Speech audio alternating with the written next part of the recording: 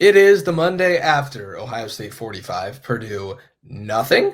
We thought about going back to the horse to film this video, and instead we thought it's a lot warmer indoors than it is outside at the horseshoe. So we're going to do this one over the computer this time. Let me interrupt you. Let me interrupt Yeah. you off the bat. We thought it was going to be too cold. Okay. I mean, I'll own it. I did. I don't want to stand outside for an hour in 45 degrees if we can just do this virtually. I just miss Larry.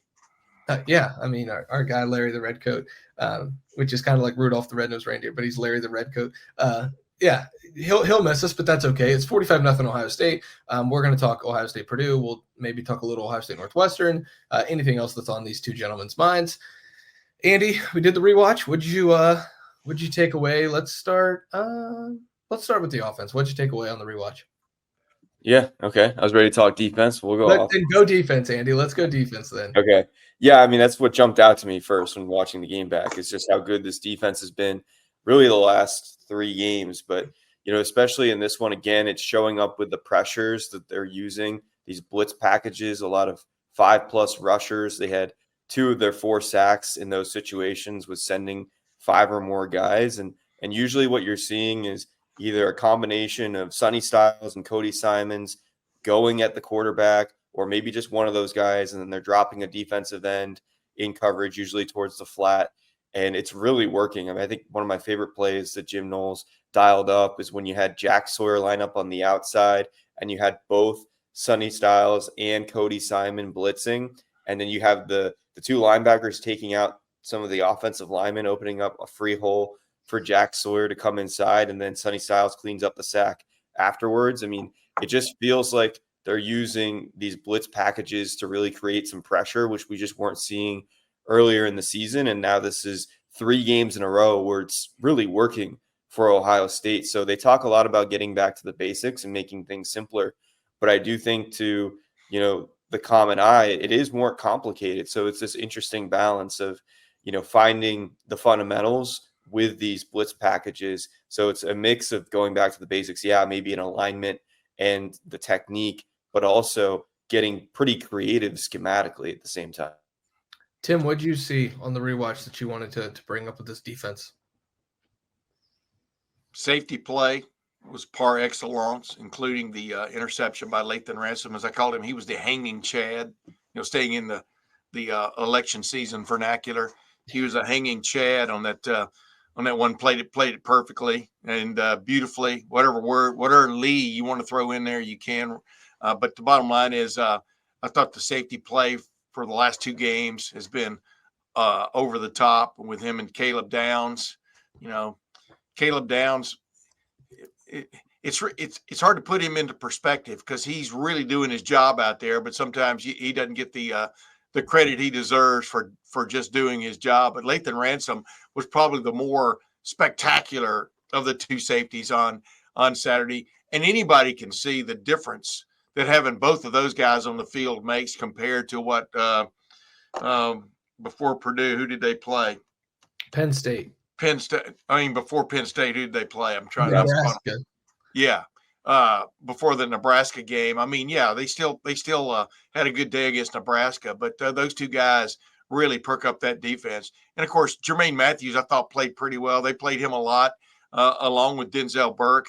And I thought the corner play was excellent, but I'm telling you, the guy that continues to jump off the field at you, I don't know if y'all agree, but he puts his Jordan Hancock on every one of these games, as opposed to his John Hancock for those who haven't studied American history. He puts his Jordan Hancock on every one of these games.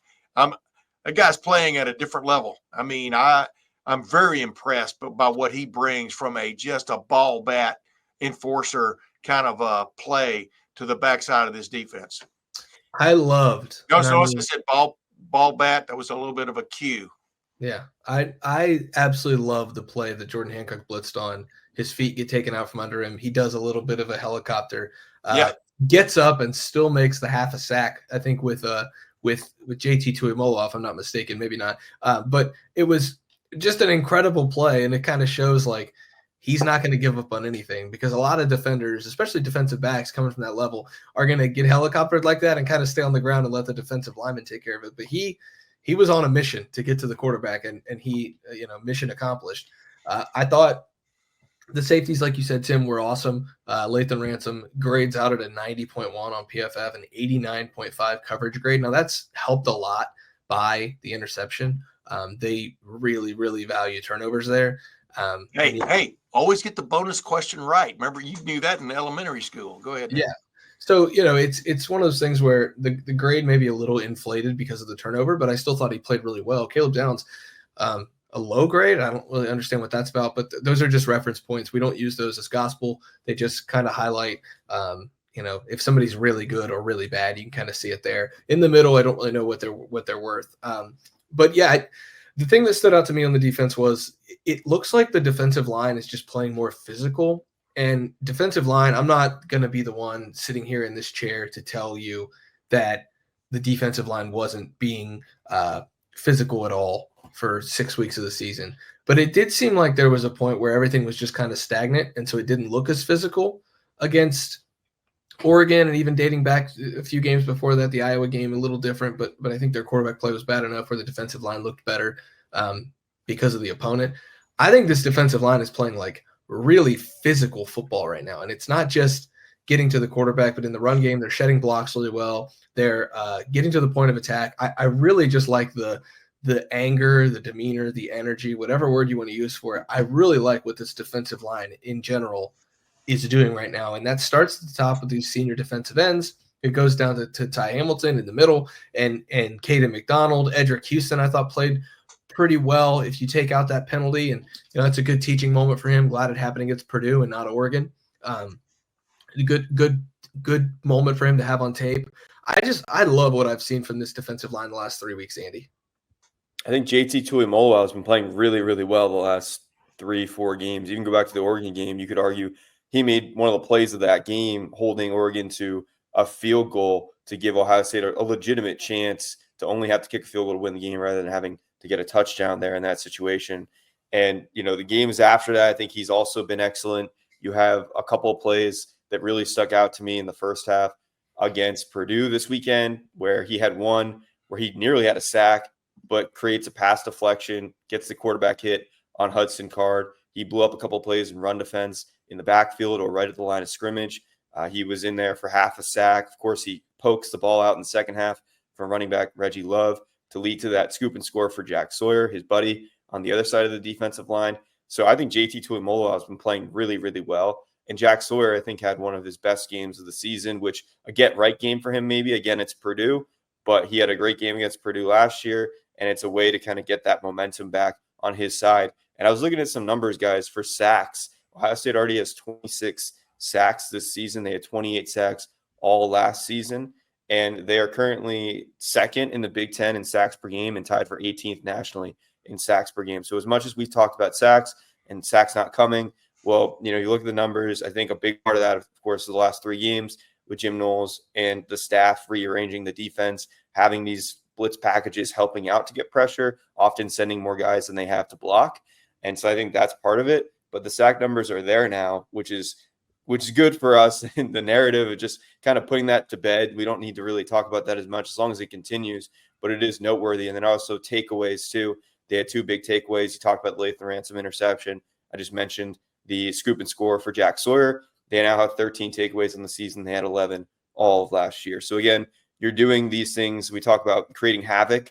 The sacks are there more than they were last year. The takeaways are there more than they were last year. And again, it's a developmental thing because you still would like more of those in any way you can, but it is better than it was in 2023.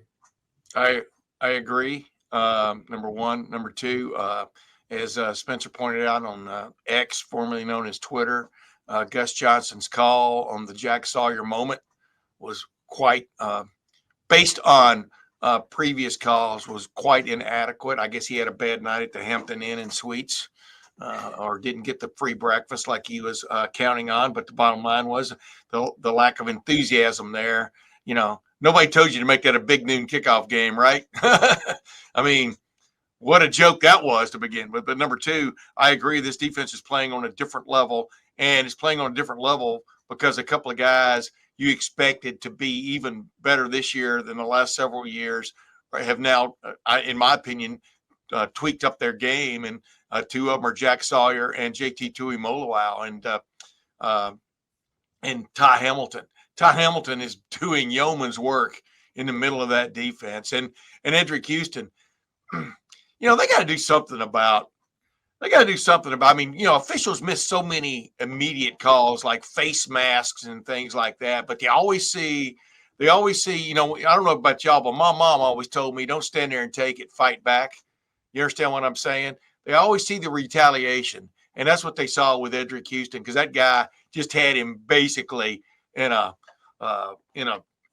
bear hug for whatever. And Edric Houston just let him know about it. And the guy got upset, and then he does a big soccer flop, and that's that, But that was about as offensive as Purdue got on Saturday. But that's just unfortunate. But the bottom line is, I think this front seven sometimes, because Arvell Reese goes flying in there like he's got his hair on fire sometimes for certain formations. But I think this whole defense is playing very well right now. I know who they played. I know that Purdue scored 0 points on Oregon also. And that was a Friday night game, right? Oregon flew cross country after beating Ohio State. But Oregon beat Purdue 35-0. Ohio State beat them 45-0. And one of the reasons was Ohio State got a defensive touchdown. Anytime you get a defensive touchdown and the other team has no points, you've had a hell of a day. Yeah, so the last thing on the defense, then we can kind of start to shift toward this Ohio State offense. Denzel Burke, one target, one catch, 28 yards down the field. He just seems to be struggling. I think that it's a reason for concern, because you're going to see Oregon again if you do everything you want to, and they're going to test him again. You're going to see an Indiana team that's going to come in, and the bottom line is they just throw the ball down the field. That's what they do.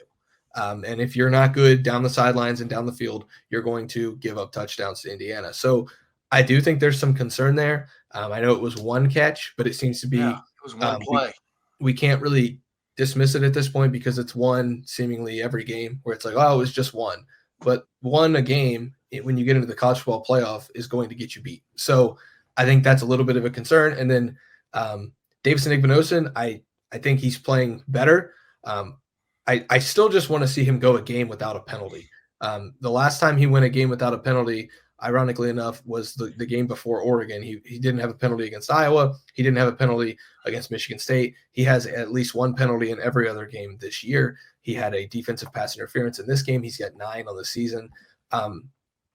You want aggressiveness, you want that, but man, like in a bigger game, you're going to cost yourself a third down or a first down on third down, and that's not what you want. So I do think there's still some concern for these corners. I know that is picking nits in a game where they won 45-0, but we do the Saturday show to not pick nits, and we do the Monday show specifically to point out things that are smaller that we can kind of dissect a little bit.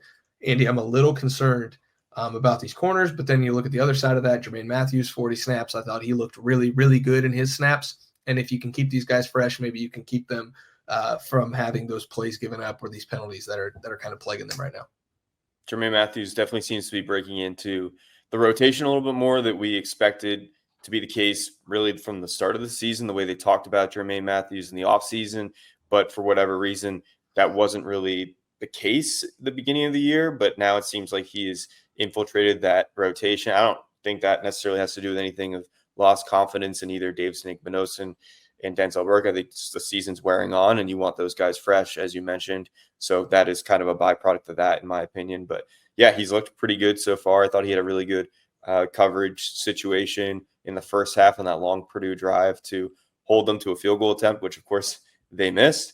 That was the first of 2 field goals that Purdue missed, and Jermaine Matthews was playing a hand in forcing that one in the first place, the 21-yarder. So yeah, he's been pretty good. I do think we could go back and talk about the Jack drive a little bit, because that was that drive, that second drive that Purdue really had its most success on as it drove all the way down the field.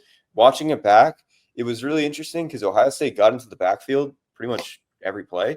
It was just Purdue was tactical and where they were running the football. If Mitchell Melton was lined up on Purdue's left side, they'd run it to their right side. And when you have 3 defensive linemen down there and you have a nose tackle pretty much along the center, you have gaps in between the 3 defensive linemen, and it felt like Purdue was just attacking those gaps and able to pick up chunks of yards at a time. And often Ohio State was making tackles from behind, and there were times where like CJ Hicks could have made a play in coverage, maybe didn't make that play. CJ Hicks could have had a sack off the edge unblocked, didn't get the sack. You had Cody Simon miss a tackle in the mix there as well.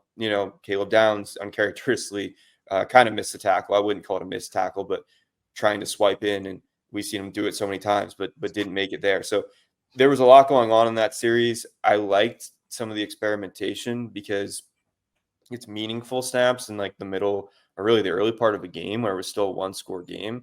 I know people were frustrated with how they were using it at that point, but I actually think it gives you better data, and they were getting in position to make plays. They just weren't fully executing.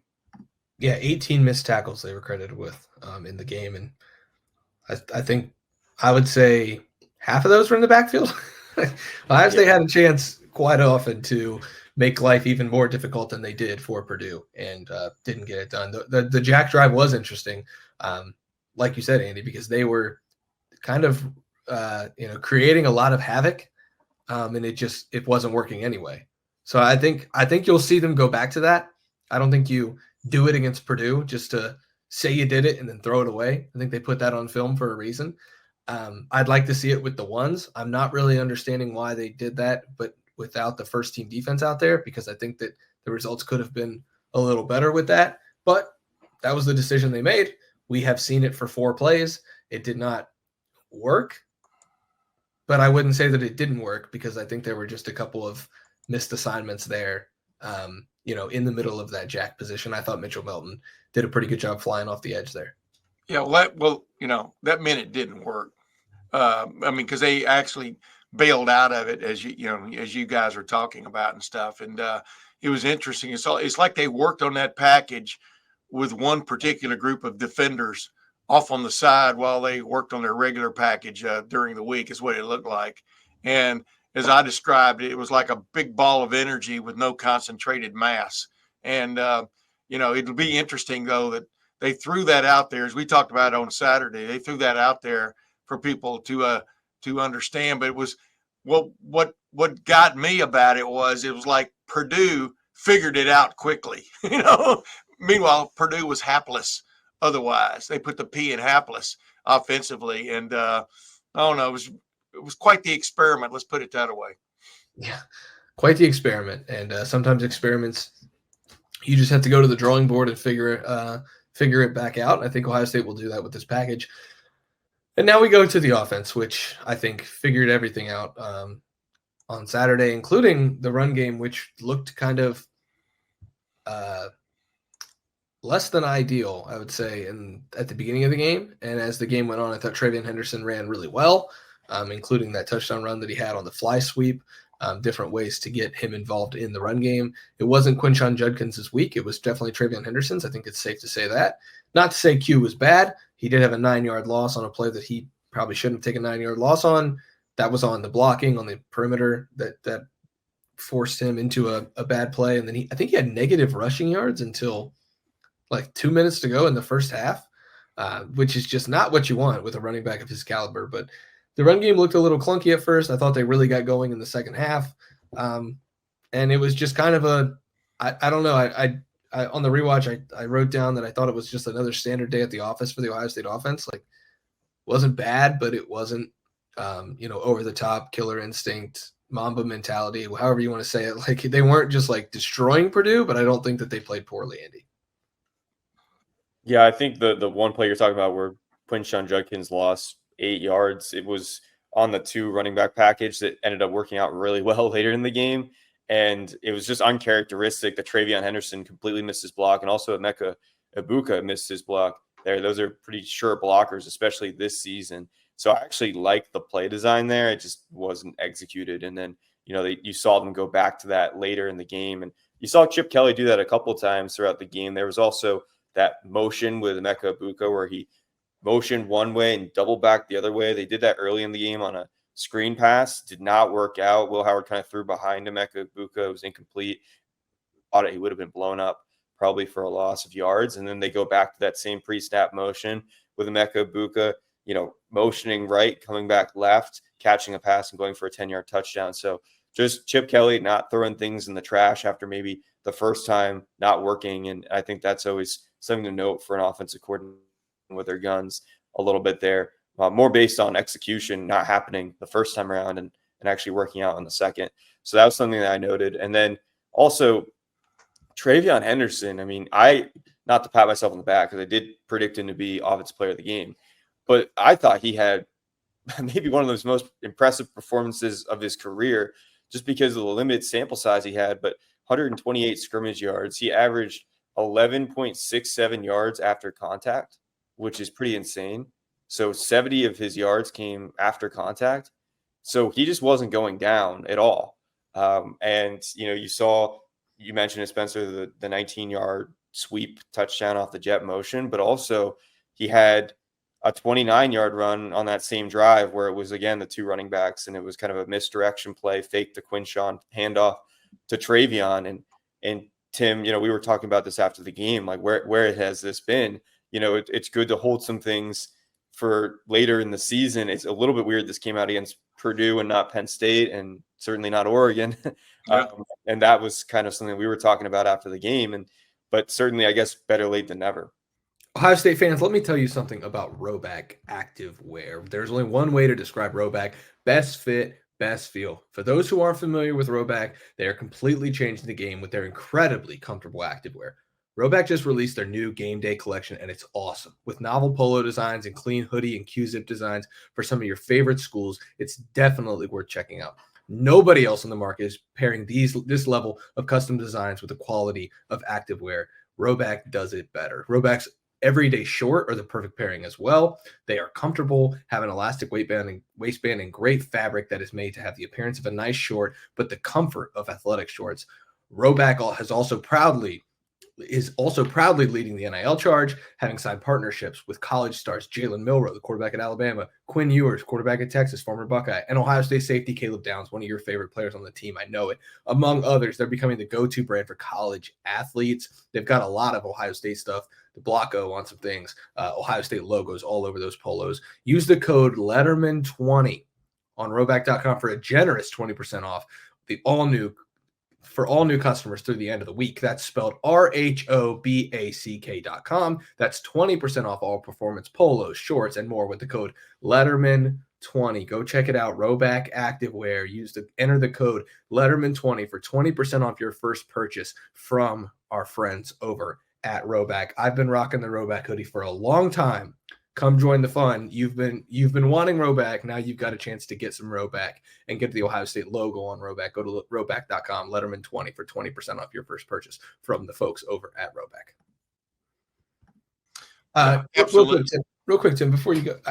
It just counts as an interruption by Spencer of me. I hope it does. Go ahead now. No, it counts as me guy that keeps score. It counts as me moving the show along and setting you up for something good. TreVeyon also had a ridiculous route run down the sidelines and caught a 32-yard pass on a play where he kind of juked the corner out of his shoes or linebacker or safety, whoever it was, and made him look silly and ran a really good route. That's what I was just fixing to say. Yeah, I talked to TreVeyon. I want to talk to TreVeyon and find out who he's been learning routes from, because that was a wide receiver. That was a Brian Hartline route in a Carlos Lachlan body. And so I'd like to know about that, Tim. Andy's right. I told you. I thought it was one of the things I was expecting at Penn State, and it happened. I said this on the pregame show on 97.1 The Fan, was that there were things that they hadn't gotten to in this offense, and one of which was throwing the ball to running backs down the field, not on those little swing plays and stuff, which – hit sometimes, miss the next and stuff. And that to me is a great example. And TreVeyon, I don't know if you guys agree, TreVeyon's running different than he's run in the past couple of years. Obviously, he's been banged up the past couple of years, but he just seems to be really up on his toes, making moves. I mean, almost Plinko-wise, going through. He had one run on Saturday, and I think it's the one you're referring to, Andy, where he kind of hit into the line left and kind of got a little bit of contact and bounced right just gracefully and then got hit again and bounced left again and bounced right again. I'm just going, man, that in slow motion has got to be phenomenal just to watch him just shift weight, et cetera, and keep moving forward. He's impressed me. The other thing about the, quote, slow start of the running game, I like in those kind of games when you're playing Purdue, Purdue has got some decent players. You know, most of the Purdue games they haven't trailed like 50-0 at the half. You know, they've slugged it out with some. Now they have had some come from behind, make it a games, which they didn't finish off against Northwestern and Illinois. But it kind of reminds me of the old, well, heck, even modern day bar fights you see on a movie and stuff where the two guys are matched pretty evenly. And finally, at the end, the hero, you know, wins out with some kind of surge or something and knocks the guy out or knocks him out into the street, you know, for the horses to do their business on. And that's kind of what that game reminded me of from an offensive standpoint for Ohio State. They just kept kind of throwing punches, and Purdue ran out of punches, you know, for want of another analogy. So, but you're right about Travion Spence. I mean, I just it's a delight to watch him run the ball, and you know, and it's kind of ridiculous to think both of these guys are going to be hot on the same day, and that's the reason they've got two of them. And what a luxury that is. Now, 9 games into the season, two guys, running backs of that caliber, either one of whom could get hot. Yeah, and neither of them have like a large workload this season. Right. I think is one of the biggest things. I think that's something that they sold them both on. Is like you don't have to carry the ball a lot in this offense because there are two of you. And I know that sounds like dumb. You would think that both these guys would want a lot of carries. Travion has 78 carries this year, and Quinshon Judkins has 106. So neither of them have been used a lot. Newsflash, Quinshon Judkins had 270 carries in each of the last 2 years at Ole Miss. Do you think this is the freshest he's felt? The answer is absolutely yes.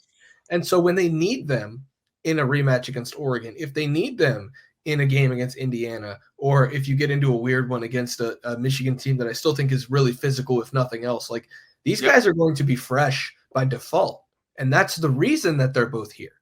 And so I like that they're making 1 week a Travion week, 1 week a Quinshon week. And against Penn State, when you needed both of them on that final drive, you gave the ball to both of them. So, you know, even in that moment when they needed yards against Penn State, they were keeping them fresh. Against Purdue, they didn't need to do a lot, so they kept them fresh. Oh, it's not Quinshon's day? Who cares? We're up 45-0. No reason to put a bunch of tread on his tires. He gets 11 carries. Travion only has 6.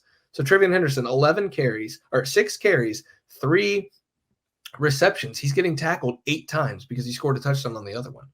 So that is not going to show up as like something that you care about right now. But in January, if Travion Henderson is looking the best that he's looked at any time in his career, you're going to point to this Purdue game and be like, oh yeah, he only got hit 8 times against Purdue, and that probably kept him pretty fresh. He only got hit, 8 times against Northwestern this upcoming week. That's going to keep him fresh. And I think as the offensive line gains more momentum too, because I didn't think they played poorly. I didn't think it was great, but I don't think they played poorly. I think you're going to keep seeing this running game evolve. Yeah, I agree. I also think for the offensive line, or just maybe in general for this offense, best thing that happened all day is Carson Hinsman didn't get hurt. Yeah, I think there was a lot of anxiety in that stadium for everyone of Carson Hinsman going down. It didn't look good. One of those times where the offensive lineman's taken out from behind and takes an awkward tumble to the ground, and everyone's wondering, are they going to be okay? Do they need the stretcher? Do they need to be helped off the field? He was able to walk off in his own power, jogged off into halftime, came back, and first play of the second half, he was on the field. So that's a win as big as any for Ohio State. On Saturday, Austin Saraville did come in for the few plays that Carson Hinsman was out. So that's, I guess, noteworthy, knowing a guy who started a couple games at left guard was maybe the next guy up at the position. But I think Carson Hinsman played really well again. I think that left side of the offensive line shined again. Donovan Jackson didn't give up a pressure. Thought it was funny. Will Howard, after the game, was feeling bad for his offensive line that he took a couple sacks and felt like maybe they'd get credited for them. Well, at least Pro Football Focus didn't credit any of the offensive linemen for a sack in this game. So Will Howard maybe doesn't have to worry about that. But I thought, especially on the play to G. Scott, the touchdown, the first touchdown of the game, the offensive line held up really well in a slow developing play where G. Scott got held up a little bit on his release. And really, I mean, Will Howard had all the time in the world on that play, especially the left side of the line. It almost felt like a video game where they were just blocking there and blocking and blocking and blocking. And then eventually the play came open. And I think it was supposed to be a throwback wheel route concept for Travion Henderson was probably the first read, I think Will Howard said. But G. Scott came wide open and Will Howard found him for the touchdown. I thought that was impressive for Will to go through his progression, but maybe more impressive for the offensive line to hold up in that situation. Yeah, I thought the way they flip-flopped the formation on that play, I thought that it was set up because they ended up with man-to-man coverage on Jeremiah Smith. And I go, well, here comes the first of the 3 touchdowns I forecasted for Jeremiah Smith. But then he ran some kind of weird little crossing route and then took it up toward the goalpost. And I go, because I was watching him all the way on that play for some reason. And then G. Scott caught my eye. And it was wide open. What a play. I mean, same way with the Emeka Egbuka touchdown. They kind of like just schemed touchdowns. But like you're saying, Andy, G. Scott didn't look to be the first read. Let's put it that way on that play. But it's funny when you get guys out in the pass catching zones, you get 4 guys out there, sometimes 5. Somebody's got to be open, right? And the good thing was Will Howard was patient himself on that play and waited for it to develop instead of pressing the Jeremiah Smith default button. But yeah, I mean, almost everything Ohio State tried pretty much worked on Saturday eventually is the way I would put it. And because they literally wore down Purdue as the game went on. And we'll see if that tactic can continue this week when they play at Wrigley Field, used to be the home of the Chicago Bears long ago, et cetera. But that's a podcast for another day, I guess. I think somebody still plays there, if I'm not mistaken. Yeah, Chicago Cubs, but that's baseball. Yeah, thanks, Tim.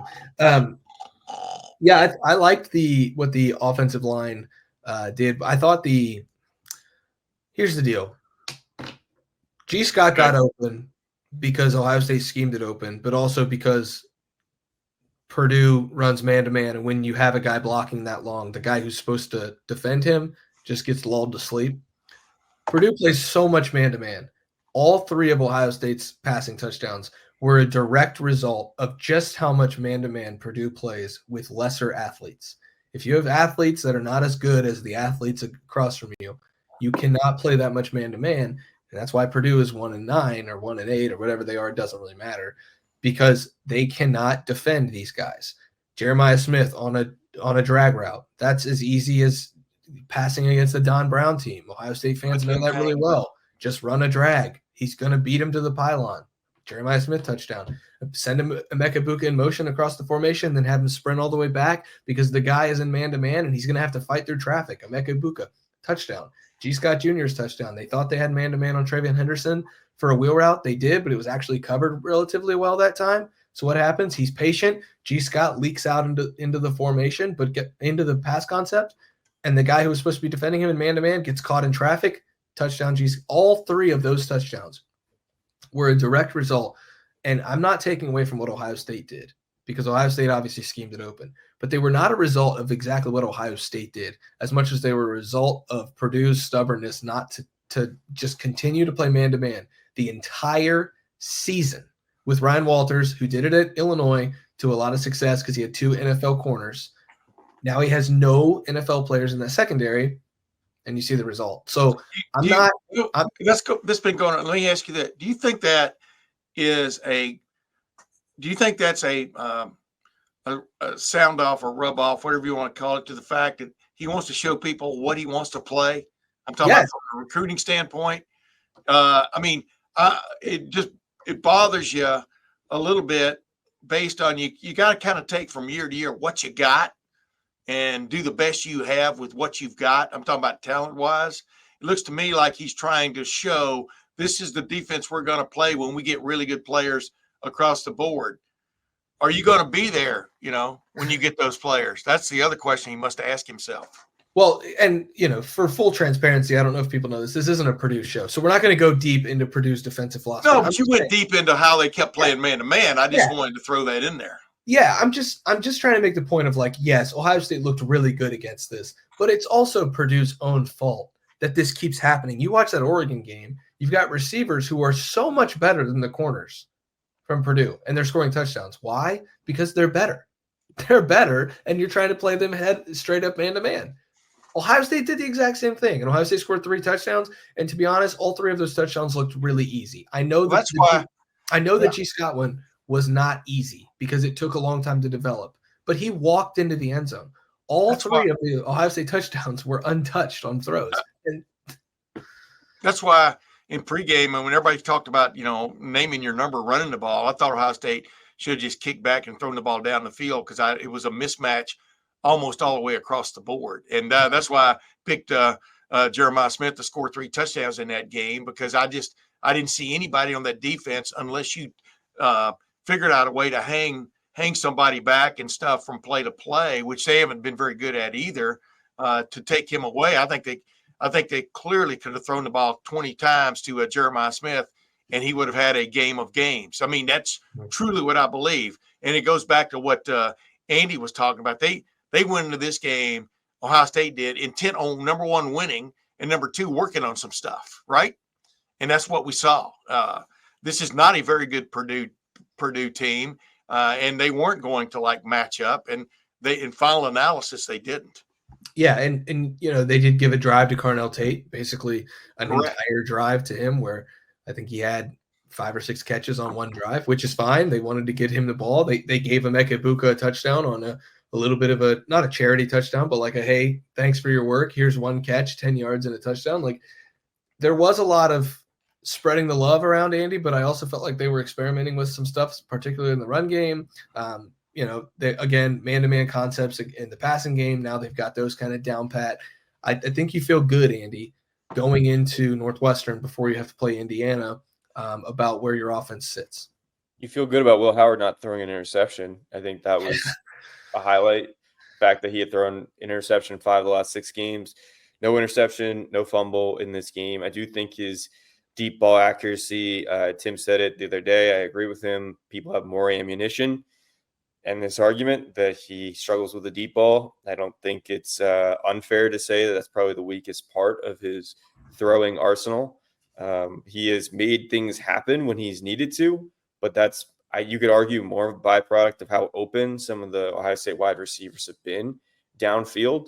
I don't think he needs to be perfect on all of those throws. No one will be. No quarterback is perfect. It is worth noting he was 22 of 26, so overall highly accurate. He's been great in the intermediate range this season, but of those 4 incompletions, 3 were on passes traveling 20 or more air yards. So especially the one to Carnell Tate on that drive you're mentioning. Yeah, it was a Carnell Tate drive. It almost felt like a, hey, Carnell Tate, forgive me, after the missed a deep ball, because 3 of those catches came after that missed connection where it should have been a touchdown. And Carnell Tate had to slow up and try to make that catch. And it was a really good play by the Purdue safety as well to make the breakup, but that wouldn't have even been there for him if the ball was thrown on time in the right place downfield. So I do think it's a bit of a concern, because when you're looking at some of these bigger games in playoff situations, you can't really miss those throws. You got to make those plays happen when you're searching for explosives, and maybe you won't be able to be as effective on the ground, and you need some explosives through the air. So I think it's a matter of Will Howard can do it. It just hasn't been consistent enough. And it's weird because if you look at his accuracy and his completion percentage, you'd probably be like, what are you talking about? He's completing a ridiculously high percentage of passes. I think it's 74% or right around that number, which is shattering his previous career high. But again, when you break it down, the deep ball numbers are okay, 13 of 25 on the year. But a lot of those completions have been well, you better hit him because he's so wide open. Yeah. And the one at Penn State to Jeremiah, that was Jeremiah Smith's fault, right? The one Saturday was Carnell Tate, was to Carnell Tate was clearly Will's fault. I mean, he knows it. He's and I'm sure they're, like they said, they're bombs away, maybe in practice trying to figure some of that out. But weather conditions have a lot to do with those kind of things. The slight wind it was blowing sometimes and sometimes not on Saturday alters a deep ball a heck of a lot more than it does a 16-yard outcut to Jeremiah Smith. I tell you what, they look so expert. He and Jeremiah Smith on some of those little deep intermediate outcuts. It's pro-like in its precision and stuff, both the throw and the catch. I mean, this, but you're right. I mean, we sit here and stammer and whatever. Well, that was just one out of whatever many plays, just like we were talking about a while ago, maybe one of the defensive plays with Denzel Burke. But those are the plays that can get you beat or not help you not win, so to speak, in the big time games that are coming, as we all know, because everybody's going to take a shot at you eventually, and you're going to take a shot at them. So I think this deep into the season, yeah, you do kind of go, hey, I don't know if they can get that figured out, but man, Carnell Tate should have had a touchdown on that play. Very last thing. When in doubt, air it out. Or as my buddy Ted Windling used to say when I would underthrow him a couple of times playing football, throw it downtown, Timbo. Well, we're going to throw the rest of the show out, Timbo, because we've been here for about 40 minutes. The last thing I'm going to get to here is I was very curious to see the backup offensive line because with no Josh Simmons and, they now have a couple of moves on the offensive line. I wanted to see who was the backup offensive line. I wrote it down from left to right. Left tackle was George Fitzpatrick. Left guard was Luke Montgomery. If I make any mistakes, let me know. I saw these guys in both person and on the TV copy. The center was Josh Padilla. The right guard was Toby Wilson, and the right tackle was Ian Moore. So Ian Moore up to that second team offensive line.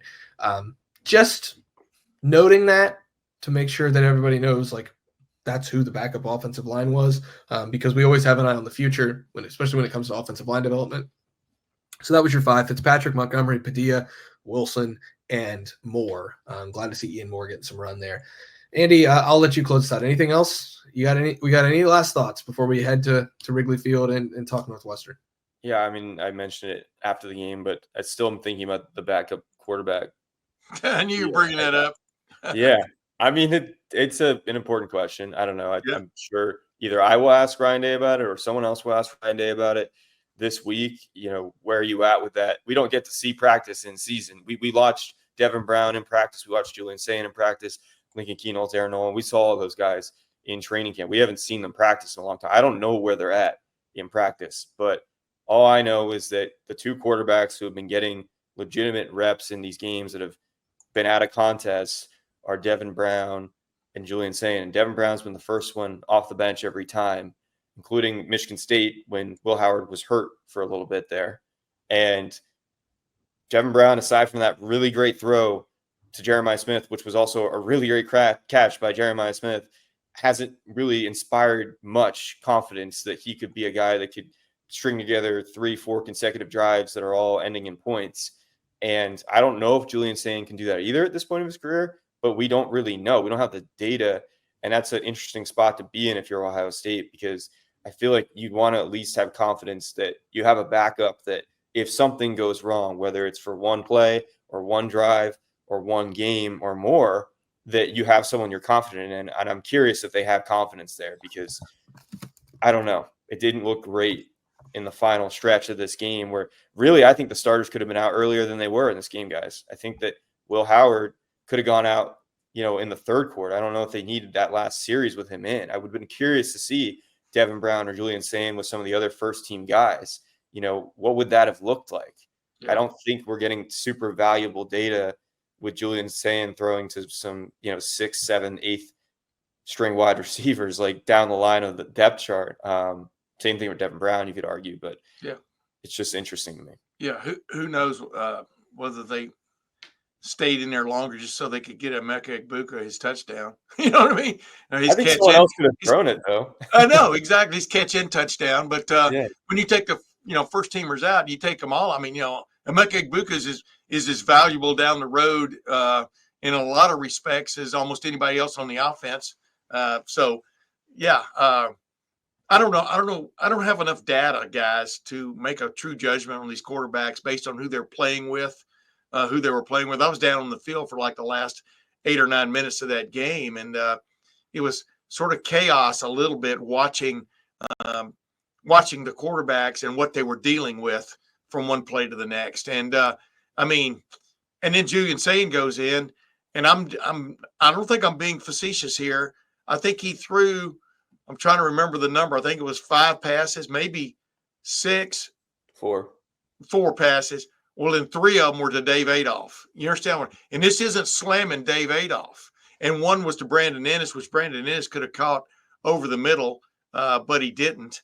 But then Sayin did have that really nice pull down and run in his appearances. But there's not enough of a sample there from either one of them for me to tell you definitively who the guy is, except neither one of them showed any magic. Let's put it that way on Saturday, right? And I think we're all curious. I mean, I think it's always knock on wood when they talk about the quarterback situation with Will Howard and then who's next. But it's funny, the crowd wanted Sayin. Behind me were chanting for Julian Sayin, and they finally got what they wanted. But, the results weren't really there from the standpoint, except for one really good run. So I don't know where I come down on this, except more sample size, please. More sample size, please. Yeah, I mean, I always think back to 2019 when they didn't need the backup quarterback except for 7 plays the entire season, and those 7 plays happened to be in a road game at Michigan in the second half. So you never know when you're going to need a backup quarterback. Chris Chugunov had to come in and not only play in that game, but complete a 3rd down pass to KJ Hill in that game, and then 6 plays after that, or a few plays after that, Justin Fields comes in and throws that magical, iconic touchdown pass to Garrett Wilson in the back of the end zone. But the point of that is it was only 7 plays, but it was 7 plays in the damn Michigan game. Yeah, exactly. On the road in the cold weather. So, you don't know when you're going to need one of these guys. And if Chris Chugunov can come in a Ryan Day offense and complete a pass, I have faith that one of Devin Brown or Julian Sayin can do it. But you don't know when that's going to be. But you think that it might happen. So we got to have some clarity there. I agree. I'm going to get us out of here, though, because 45 minutes is enough on Purdue. Tim May on the other side of that screen, the 41-year vet. Andy Backstrom, he's always bringing the goods. It's just me, Spencer Holberg. I don't really know what I do around here except for get us in and get us out. We're going to be in the Woody Hayes Athletic Center on Tuesday talking to Ryan Day. Andy's going to ask him about the backup quarterback. Tim's going to ask him just a couple quickies. And I'll probably have something as well to ask the head ball coach himself. We'll see you guys in the Woody on Tuesday. We'll have a full breakdown of the Buckeyes after that for a Tuesday Rapid Reaction. Go to lettermenrow.com. Get all of this coverage at lettermenrow.com. We'll be up in Chicago this weekend. We'll be back at home for the Indiana and Michigan games. Wherever the Buckeyes go, we'll be there. It's Lettermen Row. It's the Lettermen Row YouTube channel. Like the video below. Subscribe to the channel. We'll see you guys over at lettermenrow.com.